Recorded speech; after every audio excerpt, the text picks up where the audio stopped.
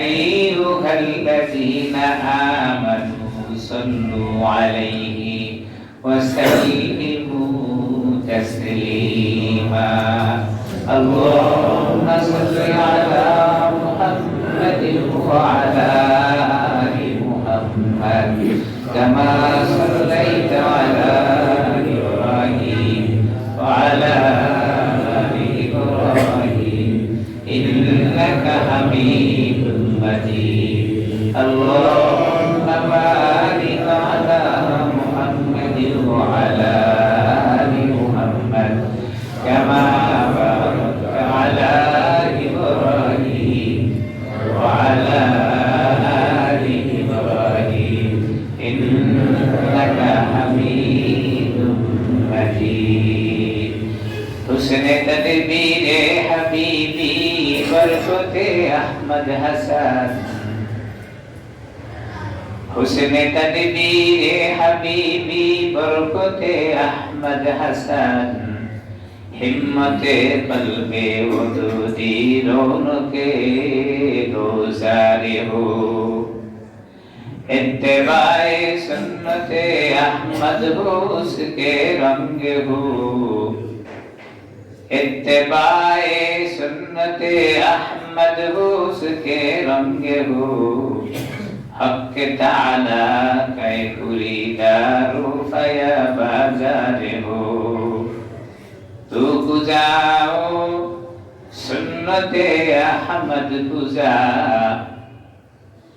तू गुजाओ सुन्नते अहमद गुजा बा मुहम्मद खैबु अद निस्बतुरा ला इलाहा इल्लल्लाह ला इलाहा इल्लल्लाह ला इलाहा इल्लल्लाह ला इलाहा इल्लल्लाह ला इलाहा इल्लल्लाह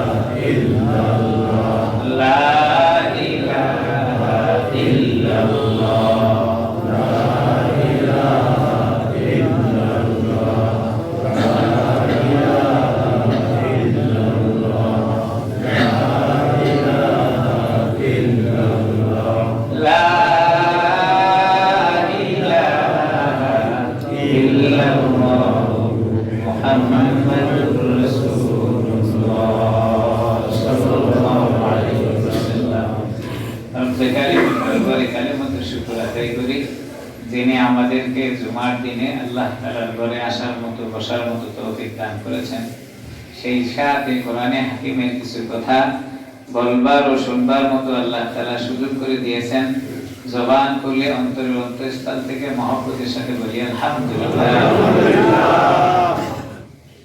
জুমার নামাজে আসার সুযোগ পেয়ে আমরা খুশি না বেজা খুশি জবান খুলে বলি আলহামদুলিল্লাহ जदने तुम्हारे कुर्बानी ऐसे खुदा की मेहरबानी जदने तुम्हारे कुर्बानी ऐसे खुदा की मेहरबानी আপনি আর আমি যে পরিমাণ খুশি থাকবো আল্লাহ তাআলা ওই পরিমাণ দয়া আমাদের উপরে করবে সুবহানাল্লাহ এজন্য কি জুমার দিনে আসার সুযোগ পেয়ে আমরা খুশি না বেজার খুশি হাজারো মানুষ আমার মধ্যে পড়ে আছে জুমার নামাজের সময় চলে যাচ্ছে খোঁজ নাই এখনো দুনিয়ার কাজে ব্যস্ত আছে দুনিয়াটা তার কাছে অনেক বড় জুমার নামাজটা তার কাছে অনেক ছোট অথচ কোরআনে হাকিমের ভিতরে বলেন যেই কাজের দ্বারাই জুমার নামাজ পড়তে ব্যাঘাত ঘটে ওই কাজ জুমার সময়ে ওই ওয়াক্তটুকুর মধ্যে করলে সে কাজটা হারামে পরিণত হয় ওই সময় যদি কেউ দোকানদারি করে ব্যবসা করলো হারাম ইনকাম করলো হারাম ওই হারাম পয়সা দিয়া যদি সে জীবন বছর করে জামা কাপড় কেনে ওই জামা দিয়ে যদি কেউ নামাজ পড়ে হারাম টাকা দিয়ে জামা ক্রয় করে নামাজ আদায় করে নামাজ হয় না। আর রব্বে কারীম বলেন ফাইদা কুদিয়াতিস সালাত ফান্তাশিরু ফিল আরদ ওয়াবতাগু মিন ফাদলিল্লাহ ওয়াযকুরুল্লাহা কাসীরান লাআল্লাকুম তুফলিহুন। জুমার আযান যখন হয়ে যায় এমন কোন কাজ কর্ম আর তার করা যাবে না যেই কাজে নামাজের জন্য ব্যাঘাত ঘটে যায়। অনেক মানুষ আছে খুতবা শুরু হয় সেই সময় নামাজের তৈরি হয়, হ্যাঁ নামাজের কোনো মহব্বত তার অন্তরে আসে না। ইবাদত কাকে কয়? আমরা তো 2 রাকাত নামাজ পড়ার পরে মনে করি আমাদের চেয়ে বড় ঈমানদার আর আসমানের নিচে জমিনের উপরে কেউ নাই। হ্যাঁ ইবাদত কাকে বলে? মক্কা মদিনায় ঘুরলে সফর করলে বোঝা যায়। সারা রাত ঘুমায় থাকি, ফজর আযান হয়ে যাওয়ার পরে শরীরটাকে বিছানা থেকে উঠাইতে পারি না, ফজরের 2 রাকাত মসজিদে গিয়ে জামাতে নামাজ পড়ব এই সামর্থ্য আমার হয় না। কিসের জন্য আমাকে পিছের দিকে টানতে থাকে? বিছানার সাথে আমার জন্য শরীরটা লেগে আছে, আঠায় জড়িত, কিসের জন্য আমাকে বেঁধে রাখছে। 2 রাকাত নামাজ আমি মসজিদে আদায় করার সুযোগ পাচ্ছি না। আর 3:30, 3টা, 3:30, 4টা বাজে মানুষ সব বিছানা থেকে উঠে দৌড়ায়। তাহাজ্জুদের এখনো 1 ঘন্টা বাকি।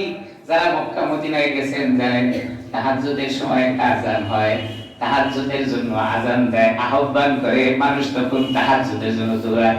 কিন্তু হায় না, তাহাজ্জুদের 1 থেকে 1.5 ঘন্টা আগে মানুষ দৌড়ায় মসজিদে গিয়ে যেন 2 রাকাত নামাজ পড়ার চিন্তাটা থাকে।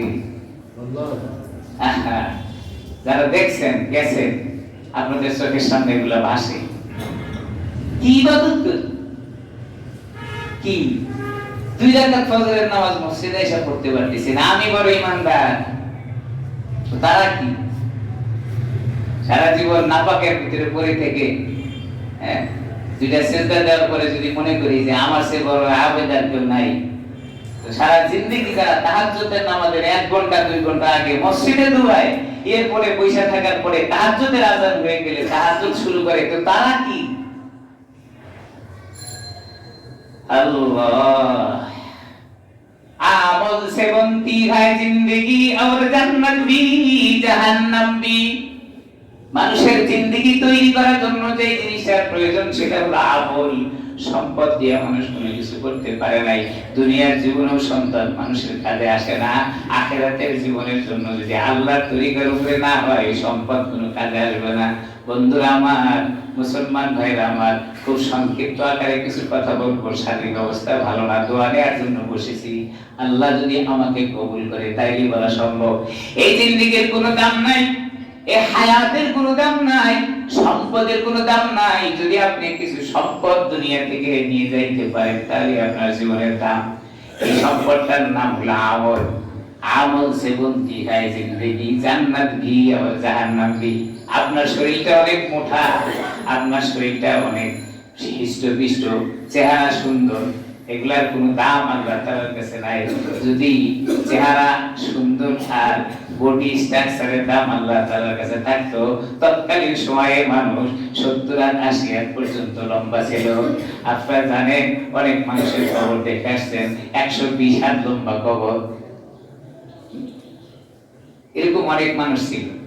চেহারার দাম আল্লাহ তাআলার কাছে নাই, বডি স্ট্রাকচারের দাম আল্লাহ তাআলার কাছে নাই, মালেরও দাম নাই। যদি ওই মাল আল্লাহ তাআলার তরিকায় না হয়, আল্লাহ তাআলার হুকুমে না হয়, নবীর তরিকায় না হয়, এই মাল সম্পদের কোনো দাম নাই। দাম হলো জিন্দেগির সবচেয়ে বড় জিনিস, সেটা হলো আমল। আমল সে বনতি হয় জিন্দেগি, জান্নাত ভি আর জাহান্নাম ভি। আমল করেই মানুষ জান্নাতে যাবে, আর আমলের বিনিময়ে মানুষে জাহান্নামে যাবে। আমল যদি সহি তরিকায় হয় তাহলে মানুষ জান্নাতের পথ দুনিয়ার জীবনে কামাই করলো। আমল যদি সহি তরিকায় না হয় সারা জিন্দেগিতে কপাল ক্ষয় করার পরেও আল্লাহ তাআলার কাছে বিনিময় পাবে না। আমল সে বনতি গায়ে জান্নাত ভি আর জাহান্নাম ভি। হায় আল্লাহ আহ্বান করে, বান্দা কিছু নেক আমল তুমি সঙ্গে নিয়ে আসো। নেক আমল যেহেতু করবে সেটা সহি তরিকায় করার জন্য চিন্তা করো। সহি তরিকায় কেমনে করবো? আল্লাহ শিক্ষা দিয়েছেন, বান্দা তুমি যদি না জানো, যারা জানে তাদেরকে জিজ্ঞেস করে তুমি আমলগুলো করো। কুল হাল ইয়াস্তাবিল্লাযীনা ইয়ালামুনা ওয়াল্লাযীনা লা ইয়ালামুন। আল্লাহ বলেন যারা জানে এবং যারা জানে না তারা সমান নয়। প্রশ্ন করেছেন আল্লাহ, কুল নবী আপনি বলেন, হাল ইয়াস্তাবিল্লাযীনা ইয়ালামুন, যারা জানে আর যারা জানে না তারা কি সমান? আল্লাহ নবী বলেন না, যারা জানে এবং যারা জানে না তারা কখনো সমান নয়। যারা জানে তারা তো আমল করলো, কিন্তু যারা জানে না তারা কেমনে আমল করবে? আল্লাহ অন্য জায়গার ভিতরে শিক্ষা দেন, ও নবী আপনি তাদেরকে শোনায় দেন, যারা জানে না যারা জানে তাদের কাছে জিজ্ঞাসা করবে। কিভাবে? তাদের কাছে জিজ্ঞাসা করে করে সে আমল করবে। জবাব আল্লাহ তাআলা দিয়েছেন, যারা জানে এবং যারা জানে না সমান না। আমি জানি না, আমি আমল করব কিভাবে? আল্লাহ বলেন যারা জানে তাদেরকে জিজ্ঞাসা করো। ফাসআলু আহলায যিকর ইন কুনতুম লা তা'লামুন। তুমি জানো না, যে ব্যক্তি জানে তারে জিজ্ঞাসা করো। তারে জিজ্ঞাসা করার পরে তুমি আমলটা সহি তরিকায় করো। এমন মানুষ আছে 60 বছর পর্যন্ত ইবাদত করে, কিন্তু সহি তরিকায় হয় না, কোনোদিন জিজ্ঞাসা করে না যারা জানে তাদের কাছে। কি বলে? ভুল বললাম? 60 বছর পর্যন্ত ইবাদত করে, কিন্তু ভুল তরিকায় করে, জিজ্ঞাসা করে না। জিজ্ঞাসা করে না কেন করে না? 60 বছর ইবাদত করেছি, এখন জিজ্ঞাসা করলে সিসিং ফাঁক, সবকিছু কোমল ফাঁক হয়ে যাবে, এই জন্য ভুলের উপরে এখনো পড়ে আছে। অথচ আল্লাহ তাআলা বলেন তুমি যদি না জানো তাহলে জিজ্ঞাসা করো যারা জানে। ফাসআলু আহলা যিকর ইন কুনতুম লা তা'লামুন। তুমি জানো না তো জিজ্ঞাসা করতে অসুবিধা কি? দুনিয়ার লাইনে যদি আমি কোনো জিনিস সম্পর্কে না জানি, যারা জানে তাদেরকে জিজ্ঞাসা করি। আমি যদি বিল্ডিং এর স্ট্রাকচার তৈরি করতে চাই, ইঞ্জিনিয়ারের পিছনে দৌড়াই, শুধু দৌড়াই তাই না, ইঞ্জিনিয়ারকে টাকা দিয়ে ফি জমা দিয়া এরপরে আমার বিল্ডিং এর স্ট্রাকচার তৈরি করে নিয়ে আসি। আমি জানি না, এই জন্য ইঞ্জিনিয়ারের কাছে যাই। হায় আফসোস, আল্লাহর হুকুম, যার বিনিময়ে জান্নাত আছে, যার বিনিময়ে জাহান্নাম আছে, এই বিষয় যদি আমি ক্লিয়ার না হই, আমি যদি জিজ্ঞাসা না করে আমল করতে থাকি, তাহলে আমার ইঞ্জিনিয়ারের প্ল্যান ছাড়া যেমন বিল্ডিং ঠিক হবে না, আখিরাতের জীবনেও জিজ্ঞাসা করা ছাড়া যদি আমল সহি তরিকায় না হয়, আমার ওই আমলের দ্বারা বিল্ডিং এর মতো কোনো কাজে আসবে না। হবে দুনিয়ায় এমন ভাবে মানে আঁকড়ায় ধরছে, দুনিয়ার মহব্বতের পরে সব শেষ হয়ে গেল। সহি তরিকায় আর বুঝি না, কোনটা ভুল আর কোনটা শুদ্ধ এটাও বুঝে আসে না। হায় আফসোস, ছোট্ট মানুষটাকে যদি আগুনের ভিতরে আপনি হাত লাগাইতে বলেন, ছোট্ট মানুষটা আগুনের ভিতরে হাত দেয় না, কারণ আগুনের ভিতরে হাত লাগাইলে পুড়ে যাবে। এই ছোট্ট শিশুটাও বোঝে, আগুনে হাত দিলে পুড়ে যাবে, এই শিশুটাও বোঝে। কিন্তু আমি এমন নাদান, আমি এমন দুর্বল, আমি এমন কমবক, আমি সহি তরিকা ছাড়া গায়ে সহির উপরে চলছি, এখনো আমার বুঝে আসে না। সেটা কি আমি প্রাধান্য দেই, ওটাই হক মনে করি, বাতিল আর হকের পার্থক্য আমি বুঝতেছি না। আল্লাহ বলে ওয়ামাল হায়াতুদ দুনিয়া ইল্লা লাইবু ওয়া লাহব। দুনিয়ার জিন্দেগিটা হলো একটা খেল তামাশা। আপনি যা দেখছেন এটা ধুলো মাটি দিয়ে খেলার মতো একটা বস্তু। ছোটবেলায় শিশুরা মাটি দিয়ে খেলে, মাটি দিয়ে ঘর বানায়, কুসুরি পানা কেটে নিয়ে এসে বেগুনের মতো কাটে, এটা আবার মাটির পাতিলের উপরে রাখা চুলা বানায়, চুলা দিয়ে আবার জাল দেয়, কিছুক্ষণ খেলে, খেলাধুলা শেষ হয়ে গেলে এরপরে এটা আবার গুড়ি দিয়ে সব ভাঙিয়ে দৌড় দেয়। মাটি দিয়া ঘর বানাইয়া যেমন ফেলে নষ্ট করে ফেলে, দুনিয়ার জীবনটা আল্লাহ তাআলা এরকম খেল তামাশার ভিতরে রেখে দিয়েছেন। আপনি কি আপনার জিন্দেগিতে এখনো ওই ছোট বাচ্চাদের মতো খেল তামাশা করে জিন্দেগি নষ্ট করে দিবেন? হায় আফসোস, আর কয়দিন দুনিয়াতে বেঁচে থাকবো? হায়াতের তো কোনো গ্যারান্টি আমার কাছে নাই। আল্লাহ তাআলা বলেন ফাইদা জা আজালুহুম লা ইস্তাখিরুনা সাআতাও ওয়া লা ইস্তাকদিমুন। এক মিনিটের গ্যারান্টি নাই, এক মিনিটের আগেও হবে না, এক সেকেন্ডের উপরে হবে না। যেই সময় নির্ধারণ করা হয়েছে আজরাইল সেই সময় আপনারে নিয়ে যাবে। দুনিয়ার কোনো ক্ষমতা তারে ধরে রাখতে পারবে না। সব শক্তি যদি আপনি ব্যয় করেন, আজরাইলের হাত থেকে ফিরে রাখার কোনো বুদ্ধি আমার আর আপনার নাই। কি বলেন আছে? আজরাইলের কাছ থেকে ফিরে রাখার বুদ্ধি কারো কাছে আছে? শক্তি, বুদ্ধি, টাকা, ঘুষ যা কিছু আপনি দেন, কোনো উপায় তাই যদি হয় আইনামা তাকুনু ইদরিকুমুল মাউত ওয়ালাউ কুনতুম ফি বুরুজিন মুশাইয়াদা। আপনি পালাবেন কোথায়, যাবেন কোথায়? যাওয়ার তো কোনো জায়গা নাই। আল্লাহ তাআলা বলেন ওয়ামাল হায়াতুদ দুনিয়া ইল্লা লাইবু ওয়া লাহব। দুনিয়ার জীবনটা হলো একটা খেল তামাশা। বান্দা, খেল তামাশার পিছনে পড়ে তোমার জিন্দেগিটাকে বরবাদ করো না। অনন্ত অসীম কাল, যেই সময়টা তোমার পার করতে হবে, যেখানে মানুষের জিন্দেগি শুরু আছে আর শেষ নাই। দুনিয়ার জিন্দেগি শুরু আছে, শেষও আছে। দুনিয়ার জিন্দেগিতে শুরু আছে, শেষ আছে। দুনিয়ার জিন্দেগি শুরু আছে, শেষও আছে। আপনার ক্ষমতা আছে, আপনি ক্ষমতা বলে অনেক কিছু করতেও পারেন, কিন্তু মনে রাখবেন এই ক্ষমতা আপনার একদিন শেষ হয়ে যাবে। আপনার বাহুবল আছে, আরেকজনের উপর আপনি হস্তক্ষেপ করতে পারেন, মনে রাখবেন এই বাহুবল আপনার একদিন শেষ হয়ে যাবে। আপনার বুদ্ধি আছে, বুদ্ধি খাটিয়ে আরেকজনকে পরাস্ত করবেন, মনে রাখবেন এই ব্রেন বুদ্ধি একদিন নষ্ট হয়ে যাবে। দুনিয়ার জীবনের শুরু আছে, শেষও আছে, কিন্তু যেই জীবনের শুরু আছে আর কোনোদিন শেষ নাই, জীবনের শুরু আছে আর কোনোদিন শেষ নাই। ভালো করে মনে রাখবো, যেই জীবনের শুরু আছে আর কোনোদিন শেষ নাই। যদি আপনি সহি তরিকার জিন্দেগি করাইতে পারেন তো ভালো জিন্দেগি তৈরি হলো, আর যদি গায়ে সহি হয়ে যায় অনন্ত অসীম কালের জন্য আপনার অশান্তি তৈরি হয়ে গেল। যাবো কোন দিকে? দুনিয়ার জিন্দেগির শুরু আছে, শেষ আছে। আখিরাতের জিন্দেগির শুরু আছে আর শেষ নাই। মানুষ একবার ভাবতে হবে, যেই জিন্দেগির শুরু আছে আর শেষ নাই, ওই সময়ের কথা যদি দুনিয়ার জীবনে কোনো মানুষ ভাবে, বাহুবল তাকে সে গুটিয়ে নিয়ে আসবে। বাহুবল থাকলেও তার উপরে হস্তক্ষেপ করবে না, ব্রেন থাকলেও ক্রিমিনালি করে তার খাটো করে দেখার চেষ্টা করবে না, আর ক্ষমতা থাকার পরেও ক্ষমতা দেখাবে না। যদি অনন্ত অসীম কালে যে জীবনের শুরু আছে আর শেষ নাই, সেখানে শান্তিতে থাকতে চায়। একবার ভাবি, মসজিদ থেকে বের হয়ে যাওয়ার ক্ষমতা কোন মানুষের নাই। যা দেখি গেল দোকান, আমি মনে করতেছি মসজিদ থেকে বের হয়ে যাবো, আমার ক্ষমতা বলে কি আমারে ঠেকায়। কিন্তু গেটের ভিতরে যদি আপনার আমার পরোয়ানা চলে আসে, গেটের ভিতরে দাঁড়ায় আছে, মাসুদ তোমার নামে পরোয়ানা চলে আসছে, আপনি সলিমুদ্দি কলিমুদ্দি আপনার নামে পরোয়ানা চলে আসছে, আপনি যাবেন কোথায়? আর কোনো ক্ষমতা এখানে কাজে আসবে না। আইনামা তাকুনু ইউদরিকুমুল মাউত ওয়ালাউ কুনতুম ফি বুরুজিন মুশাইয়াদা। जिस गरी निकले बदन से मेरी जान, अले मैं तौहीद हो बिरदे ज़ुबा। जिस गरी निकले बदन से मेरी जान, अले मैं तौहीद हो बिरदे ज़ुबा। মরে যাব, দুনিয়া থেকে চলে যাব, সবকিছু রেখে যাব, কিন্তু আমার মৌতটা যেন কালেমার সাথে হয়ে যায়, এই পথে আমাকে চলা দরকার। কি বলে ঠিক না? আমার মৌতটা যেন কালেমাওয়ালা মৌত হয়ে যায়, আমার মৌতটা যেন তাওহীদের রিসালাতের উপরে মৌত হয়ে যায়, আমার মৌতটা যেন একত্ববাদের সাক্ষীর উপরে মৌত হয়ে যায়। মানুষ যদি এই পথে চলতে চায় আর যদি ইচ্ছা করে, চেষ্টা করে, সেদিকে আগাইতে থাকে, আল্লাহ বলেন বান্দারে আমার কাইবি মদদ দিয়ে আমি ওই রাস্তাটা তোমারে তৈরি করে দিব। সুবহানাল্লাহ।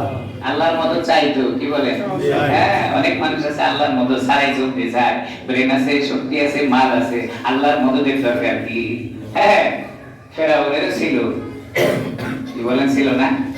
হামানেরও ছিল, কারুনের ছিল, সাদ্দাদের ছিল, নমরুদের ছিল। নবীর সঙ্গে ঝগড়া বাঁধায় নিছে, আল্লাহর সঙ্গে ঝগড়া বাঁধায় নিছে। জনগণটাকে বলে, আরে ইব্রাহিমকে বলে দাও তার খোদার সাথে আমার যুদ্ধ হবে। দেখছেন পাগলের ওটা শেষ থাকে, আল্লাহর সাথে যুদ্ধ করতে। জনগণকে ডাকো, হযরত ইব্রাহিমকে জানায় দাও তার খোদার সাথে আমার যুদ্ধ হবে, আমি তো খোদা। ইব্রাহিম আবার দুনিয়ার জীবনে কারে খোদা বলে পরিচয় দেয় মানুষের সামনে?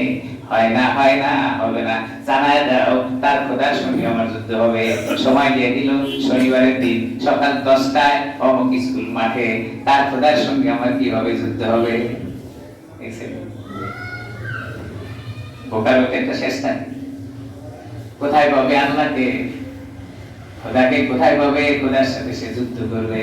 ময়দানে গেছে, গিয়ে দেখে কেউ নাই, এবার নমরুদ নিজের তীরটাকে আকাশের দিকে নিক্ষেপ করছে। আল্লাহ কুদরতি হাসা আসে, নমরুদ তুমি আমার সাথে কি করতেছো? দুষ্টামি করতেছো, মজাক করতেছো। ঠিক আছে, তোমার জনগণের সামনে আমিও তোমার মজাকের উত্তর দিয়ে দিলাম। এবার কি করলেন আল্লাহ তাআলা? হযরতে ইব্রাহিম আলাইহিস সালামের মোকাবেলা করার জন্য যেই নমরুদ তীর নিক্ষেপ করছে, তীরটাকে আল্লাহ তাআলা কুদরতের দ্বারায় আকাশের ভিতরে একটা মাছকে ধরায় নিয়া তীরটা সেখানে লাগাই দিয়েছে। তীরের মাথায় কিছু রক্ত লাগাই দিয়া আবার তীরটাকে জমিনে ফেরত দিয়ে দিয়া এবার জনগণের সামনে দেখাই দিয়েছে। নমরুদ তীরটাকে নিয়ে মানুষের সামনে ঘুরে দেখায়, এই যে তোমার খোদারে তীর মাইরে আমি মাইরে দিছি। নাউজুবিল্লাহ বলবেন, কি তামসা। बाजू तेरा तौहीद की कौवत से कभी है, बाजू तेरा तौहीद की कौवत से कभी है, इस्लाम तेरा नाम है तू मुस्तफा भी है। ওই নমরুদ কিন্তু দুনিয়া থেকে চলে গেছে, শক্তি প্রয়োগ করতে হয় নাই। নমরুদকে বিদায় করতে শক্তি প্রয়োগ করা লাগছে, ইতিহাস আপনাদের জানা আছে। ইদিয়া বিদায় করছে, ছোট্ট একটা মশাকে লাগাই দিছে। ছোট্ট একটা মশা, আমার লাগাইতে হয় নাই, অস্ত্র ফিট করতে হয় নাই, জনগণ মোকাবেলা করতে হয় নাই, লাঠি সোটা পেটা নিয়ে ময়দানে গিয়ে মারামারি করতে হয় নাই। খুব ভালো করে বুঝবেন আপনি মারামারি কার সাথে করে, কার সাথে করে? নমরুদ ফেরাউনের কথা মনে করে না, মারামারি কার সাথে করে? আহা, আল্লাহ কইলে ধর, আমার শক্তি প্রয়োগ করতে হবে না, একজাক মশারে পাঠিয়ে দিয়েছে। কিতাবের ভিতরে আসছে মশা এমন একটা দিয়েছিল যেটাকে ন্যাংরা মশা বলে, পা ছিল খোরা, লড়তে পারে না, চড়তে পারে না, এরকম একটা মশা। নমরুদের কাছে গিয়া নাকের ভিতরে ঢুকে বসে, নাকের ভিতর দিয়ে একদম মগজে মাথার ভিতরে ঢুকে বসে, ব্যান ব্যান ব্যান ব্যান ব্যান ব্যান করে ছটফটি শুরু হয়ে গেছে। নমরুদ কয় আরে বাঁচি না, কি অবস্থা দাঁড়ায় গেল। লোকজনকে ডাইকা কয় আমার জন্য মাথার ভিতরে কি হয়েছে, আমি আর ভালো থাকতে পারতেছি না, এখন একটা কাজ করো, মাথার ভিতরে একটু ব্যায়াম করে দাও, এক্সারসাইজ করো। হায় বাদশাহ চেয়ারের উপরে বসে আছে, সিংহাসনে বসে থাকে, আর জনগণ গিয়ে এক্সারসাইজ করে, মাথার ভিতরে ঘুরায়, হাত দিয়ে এরকম ঘুষায় খিলায়। যখন ঘুষায় আর খিলায়, যখন ঘুষায় আর খিলায়, মশারা শুকিয়ে থাকে, ব্যথা একটু ভালো হয়, জিজ্ঞেস করে স্যার বস কি অবস্থা, তাই ভালো লাগে। আবার মশা কামড়ায়, আল্লাহ কয় কিছুক্ষণ পর পর কামড়াও। নাগাদারে যদি একবারে কামড়ায় তাহলে তো বুঝা যাবে। হ্যাঁ, আবার কামড়ায়, আরে মারো, আঘাত করো। এবার আঘাত করে তো মশাটা চুপ হয়, এরপরে ভালো লাগে। হ্যাঁ, জোরে যখন মারে তো ব্যথা পাই। একজন দৌড়ে এসে কয় স্যার হাত দিয়ে মারলে ব্যথা পাবে, নরম জিনিস দিয়ে মারতে হবে। কি পায়ের থেকে জুতা খোলে আর এবার মাথার ভিতরে ডাঙ্গা। বেশি বুঝলে জুতার বাড়ি খাইতে হয়, বেশি বুঝলে জুতার বাড়ি খাইতে, কথা বলেন না কেন? বেশি বুঝলে জুতার বাড়ি খাইতে হয়। এটা আল্লাহ তাআলা দেখায় রাখছেন, ইতিহাস লেখা রাখছে আল্লাহ তাআলা। কিয়ামত পর্যন্ত মানুষ আসবে আর এই বিষয়টা দেখবে, যারা বেশি বুঝে জুতার বাড়ি। এই জন্য বেশি বোঝার চেষ্টা করবো না, সবসময় কম বুঝবো। বেশি বুঝলেই ঝামেলা। কিছু মানুষ আছে সবসময় এক্সেস বুঝে, বেশি বুঝে। আল্লাহ তাআলা গায় বেশি বুঝবা না, বেশি বুঝলেই কিন্তু জুতা তোমার জন্য রেডি। নমরুদের কিন্তু আমি দেখাই দিছি। এজন্য এখনো এই ইতিহাস আছে, বেশি বাড়াবাড়ি করা যায়। প্রত্যেক জিনিসের সীমা আছে, সীমা ছেড়ে গেলেই আল্লাহ তাআলা ধরে বসে, ধরে বসে। যে গাড়ি তৈরি করছে, গাড়ির স্পিড রাখছে হাই রোডে 60 কিলো বেগে চলবে, 80 স্পিডে চলবে, এর চেয়ে জোরে নিয়ে যাবে না। আপনি যদি 80-র উপরে গাড়িটার গতি উঠান, ওই যিনি গাড়ি তৈরি করছেন সে বলছেন, লিখে রাখছেন, গাইডলাইন দিবেন 80-র পরে গেলেই তুমি অ্যাক্সিডেন্ট করবে না। দরকারটা কি? আপনি 80 চালান, এই জন্য অ্যাক্সিডেন্ট বোঝা যাবে না। বেশি বুঝলেই জুতার বাড়ি তৈরি আছে। আল্লাহ তাআলা বলেন ওমাল হায়াতুদ দুনিয়া ইল্লা, হ্যাঁ ওমাল হায়াতুদ দুনিয়া, এই দুনিয়ার জীবনটা কি একদম অল্প সময়ের জন্য। ইল্লা লাইবুম ওয়া লাহবা, দুনিয়াটা কিছুই না, একটা খেল তামাশার বস্তু। এরপর আল্লাহ তাআলা বলেন ওয়ালাদ-দারুল আখিরাতু খায়র, আখিরাতের যে জীবনটা এটা হলো উত্তম। দুনিয়ার জীবনের চেয়ে আখিরাতের জীবনটা কি উত্তম। কাদের জন্য? লিল্লাযিনা ইয়াত্তাকুন, যারা কি করে আল্লাহ তাআলাকে ভয় করে তাদের জন্য। আপনি এই কথাটার জবাব দেন, যারা আল্লাহ তাআলাকে ভয় করে তারা কি গুনার কাজ করতে পারবে? না। আল্লাহ তাআলাকে ভয় করলে গুনার কাজ করতে পারে না। তাদেরই জন্য আখিরাতের জায়গাটা হলো উত্তম। হ্যাঁ, অনেক মানুষ দুনিয়ার জীবনে আছে, বাহিরের দৃশ্যটা দেখায় আমি আল্লাহ তাআলাকে ভয় করি, কিন্তু সব গুনার কাজে জড়িত। আল্লাহ কয় লিল্লাযিনা ইয়াত্তাকুন, যারা পরেশগার, যারা মুত্তাকি, যারা আল্লাহকে ভয় করে এদের জন্য আখিরাতটা হলো অনেক ভালো, অনেক উত্তম। আফালা তাকিলুন, কিন্তু অনেক মানুষই আছে এটা বোঝারই চেষ্টা করে না। আফালা তাকিলুন, বোঝারই চেষ্টা করে না যে আখিরাতটা দুনিয়ার জীবনের জন্য ভালো। এরপরে রব্বে কারীম বলেন, কুল মাতাউদ দুনিয়া কালিল, নবীকে শোনায় দেন, নবী আপনি বলেন আপনার উম্মতদেরকে দুনিয়ার জীবনে আপনাকে একদম সামান্য দেওয়া হবে।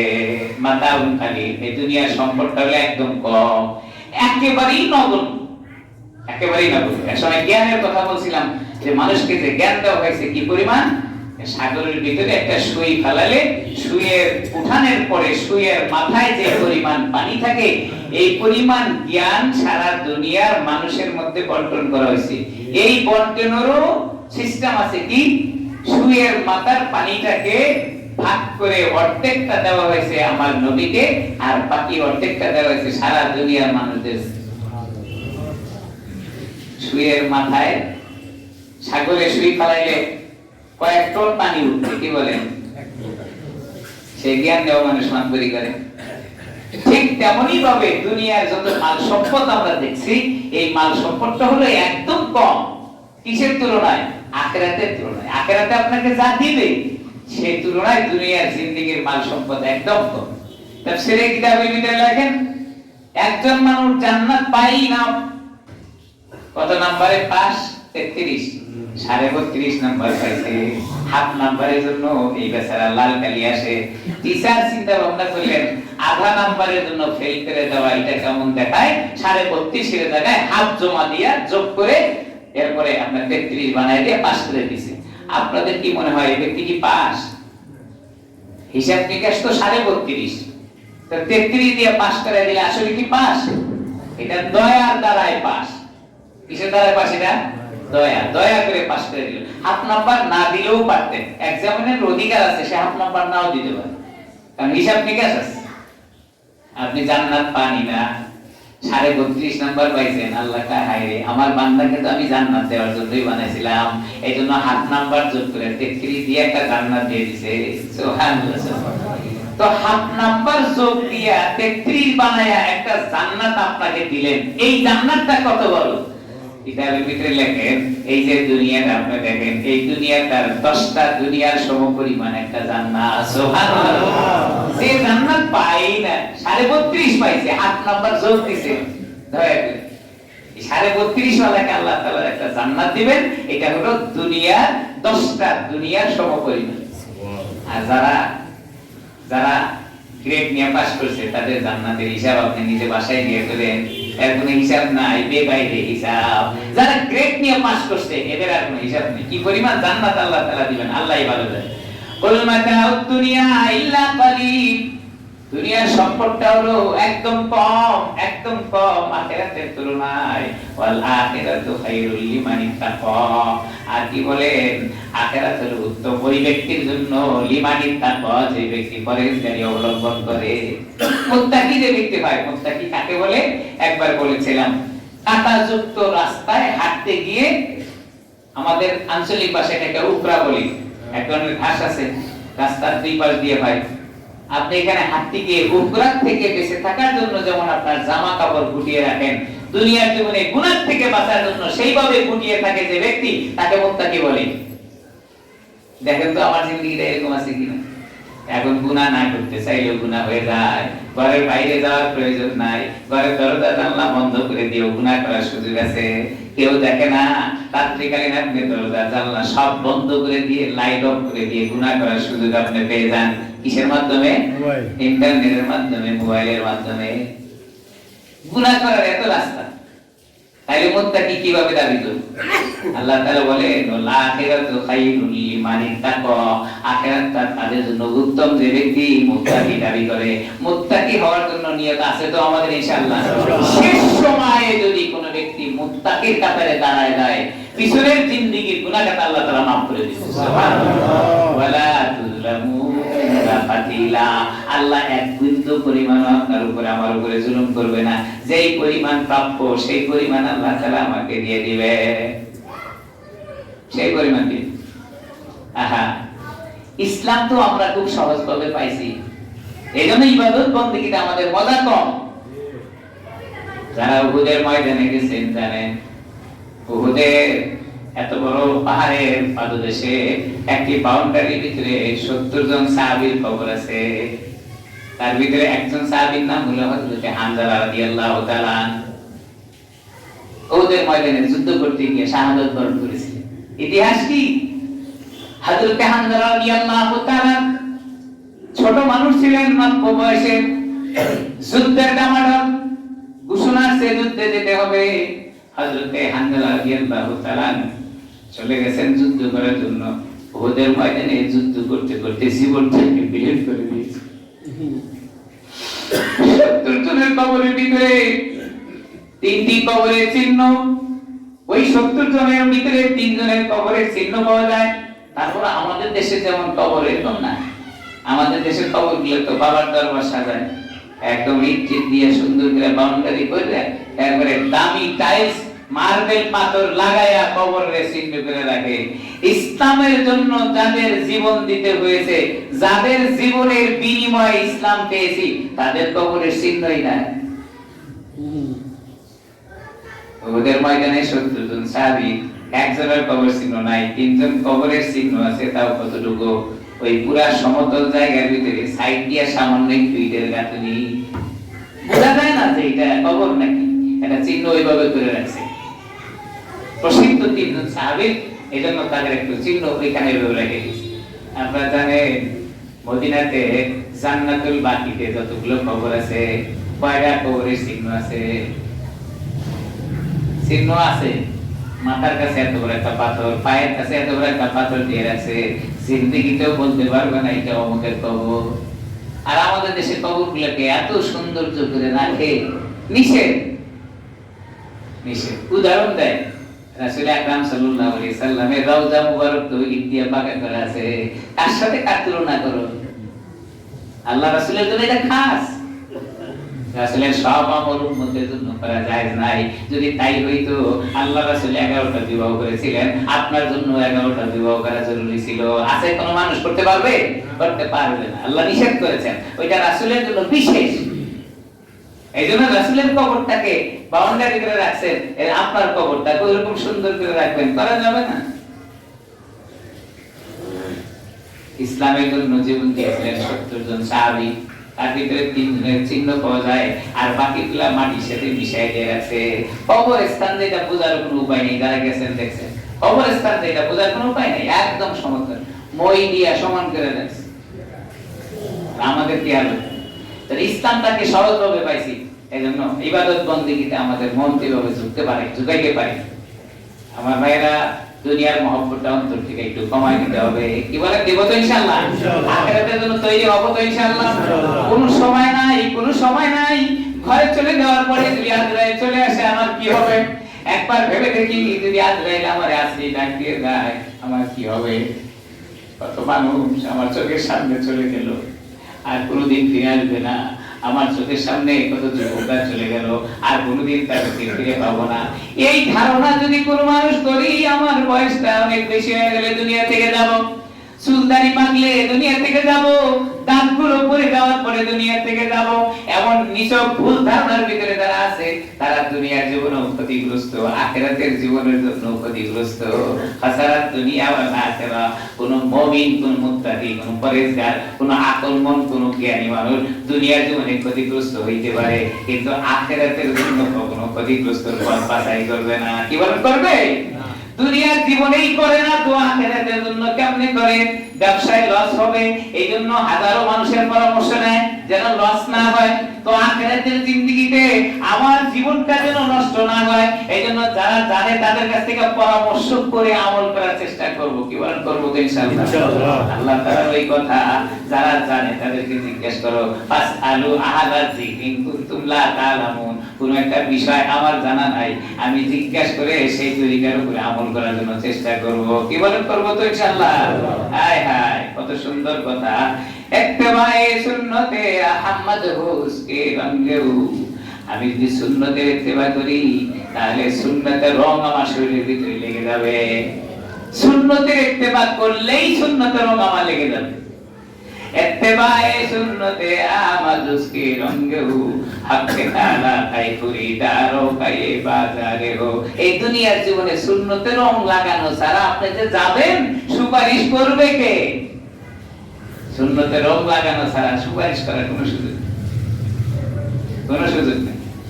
এইজন্য সুন্নতের রং লাগায়া দুনিয়া থেকে যাওয়ার জন্য চেষ্টা করবো ইনশাআল্লাহ। তু গুজাও সুন্নতে আমাদ গুজা বা মোহাম্মদ কাইবু আননিজবতরা। আয় দুনিয়ার জীবনে আমি সুন্নত টোকাই যদি আমল করতে পারি, আখিরাতের জীবনে সুন্নতের রং আমার সামনে দেখা যাবে। আর দুনিয়ার জীবনে সুন্নত টোকাই যদি আমি আমল করতে না পারি, আখিরাতের জিন্দেগিতে সুন্নত আমাকে কোনো কাজে দিবে না। এইজন্য দুনিয়ার হায়াতের জিন্দেগিতে সুন্নতের উপরে আমল করে জিন্দেগি তৈরি করব। আল্লাহ আমাদের সকলকে আমল করার তৌফিক দান করেন। আমিন। আমার ভাইরা, সব কাজের ভিতরে সীমাবদ্ধতা আছে, সীমারেখা আছে। আল্লাহর হাবিব বলেন খাইরুল উমুরি আওসাতুহা। কোরআনের ভাষায় বলেন মুযাবযাবিনা বাইনা যালিক লা হাউলাই ওয়া লা হাউলাই। প্রত্যেক জিনিসকে মধ্যম পন্থায় চলার জন্য চেষ্টা করব। প্রত্যেক জিনিসকে মধ্যম পন্থায় করার জন্য চেষ্টা করব। এজন্য আল্লাহর নবীর উপরে তো আয়াত নাযিল হইছে। আল্লাহর নবী কি করছেন? নামাজে দাঁড়ায় গেছেন। তো নামাজে দাঁড়ানোর পরে নামাজ পড়তে পড়তে তার পা মুবারক ফুলে গেছে। আল্লাহ আয়াত নাযিল করে বলেন, ওগো নবী আপনি সারা রাত কেন জাগতেছেন? দেখছেন নাকি? আল্লাহ তো খুশি হওয়ার কথা ছিল, সারা রাত সে নামাজ পড়ে। আল্লাহর হাবিবকে ডাকতে বলেন, ওগো আল্লাহর হাবিব আপনি এত লম্বা সময় কেন দাঁড়ায় থাকেন? এত লম্বা সময় আপনাকে দাঁড়াতে হবে না। পুরা রাতের অর্ধেক অথবা অর্ধেকের কিছু কম সময় আপনি দাঁড়ায় আমার ইবাদত বন্দেগী করেন। এই জায়গা থেকে জানা যায় মধ্যম পন্থা অবলম্বন করা আল্লাহ বেশি পছন্দ করেন। এই জন্য আয়াত নাযিল করছেন মুযাবযাবিনা বাইনা যালিক লা হাউলাই ওয়া লা হাউলাই।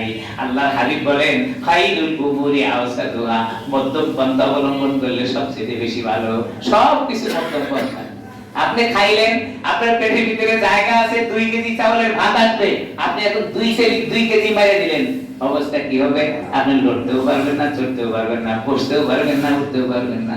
2 কেজি জায়গা আছে, আপনি এখন অর্ধেক করেন। যদি 1 কেজি খান আপনার চলাফেরাটা সহজ হয়ে যাবে। কি বলেন? সব মধ্যম পন্থা। জুব্বা গায়ে দেওয়ার মাপ আছে, আপনি 52-54 ইঞ্চি লম্বা করতে পারবেন। আপনি যদি মনে মনে ভাবেন আমি 100 ইঞ্চি লম্বা একটা জুব্বা বানাই দেব, আর 50 ইঞ্চি আপনি যাবেন কোথায়? কি বলেন? সব কিছুই মুযাবযাবিনা বাইনা যালিক, মধ্যম পন্থা অবলম্বন করব। মধ্যম পন্থা অবলম্বন করলে সে ব্যক্তি মুমিনের কাতারে দাঁড়াইতে সহজ হয়ে যাবে। সব কাজে আল্লাহ তাআলা আমাদেরকে মধ্যম পন্থায় করার মতো তৌফিক দান করেন বলে আমিন। আল্লাহ তাআলা কোরআনে হাকিমের ওই আয়াতের উপরে আমল করে জিন্দেগিটা যেন সহজ করে আখিরাতের রাস্তা প্রশস্ত করে দেওয়ার মতো সুযোগ পাই। এজন্য আল্লাহর কাছে দোয়া করতে থাকবো। কি বলেন? করব না ইনশাআল্লাহ? আমি সব মানুষের জন্য দোয়া করেছি, আবার গিলাতে হাত লাগায় বলছি আল্লাহ সবাইকে তৌফিক দান করো আল্লাহর এই ঘরটা দেখার জন্য। দোয়া করেছি আমি, দোয়া কবুল করবেন কিনা এটা আল্লাহ তাআলা ভালো জানেন, তবে চেষ্টা করেছি আল্লাহ তাআলা যেন আপনাদেরকে কাবাগারে নিয়ে যায়। একবার হইলেও যেন আল্লাহ কাবাগারে নিয়ে যায়। জীবনে আমলের জিন্দেগি পরিবর্তন করে দেওয়ার জায়গা কাবাগার পরিদর্শন করা। আমার ভাইরা, মাল সম্পদ সব আপনাকে ধোঁকা দিবে, সব ধোঁকা দিবে। আপনার পিছনের জিন্দেগির দিকে না তাকায়া সামনের রাস্তা কিভাবে সুন্দর হবে, এইজন্য একবার নিয়ত করতে পারি তো ভাই যে কাবাগারে যাব। কি বলে নিয়ত আছে?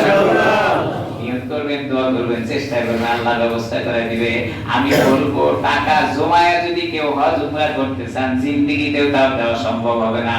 আপনি নিয়ত করে ফেলেন আমি কাবা ঘর দেখতে যাব, এই নিয়তের উপরে আমল করতে থাকেন, দোয়া করতে থাকেন, আল্লাহ তাআলা আপনার এই জরুরত পূরণ করেই ছাড়বে, এটা ওয়াদা আল্লাহ তাআলা। আল্লাহ আমাদের সকলকে বুঝবার আমল করার তৌফিক দান করেন। লম্বা কথা বলবো না, শারীরিকভাবে অনেক অসুস্থ। আমি দোয়া চাই আল্লাহ তাআলা যেন আমাকে সুস্থতা দান করেন। আমি আপনাদের জন্য দোয়া করব আল্লাহ যেন আপনাদেরকে ঈমানের উপরে মজবুতি রাখে। আমাদের মসজিদের সিনিয়র সভাপতি আপনাদের সামনে কিছু কথা বলবেন, এরপরে ইনশাআল্লাহ নামাজ শুরু হবে।